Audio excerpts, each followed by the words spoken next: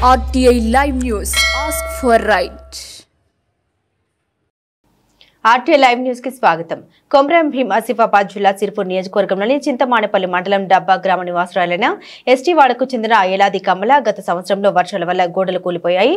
తహసీల్దార్ కు చెప్పినా పట్టించుకోవడం లేదని, నా భర్త చనిపోయారని, నేను ఒంటరిగా బిక్కుబిక్కుమంటూ జీవనోపాధి గడుపుతున్న ఒంటరి మహిళనని, నన్ను ఆదుకునే వారే లేరని, రాత్రి కురిసిన భారీ వర్షానికి ఇంట్లో నీళ్లు చేరాయి, చాలా ఇబ్బందులు ఉన్నాయని అధికారులకు చెప్పినా పట్టించుకోవడం లేదని, సైడ్ డ్రైనేజీ శుభ్రం చేయక నా ఇంట్లో నీళ్లు నిల్వ ఉంటున్నాయని, కళ్లల్లో నీళ్లు ఉంటున్నాయని, మోకాళ్ల లోతులో నీళ్లు ఉంటున్నాయని ఆవేదన వ్యక్తం చేశారు. గోడలు పూర్తిగా కూలిపోయాయని తెలిపారు. ఒంటరి మహిళ బాధను ఆవేదన చూసి కనికరించి అధికారులు వెంటనే స్పందించి న్యాయం చేయాలని వేడుకుంది.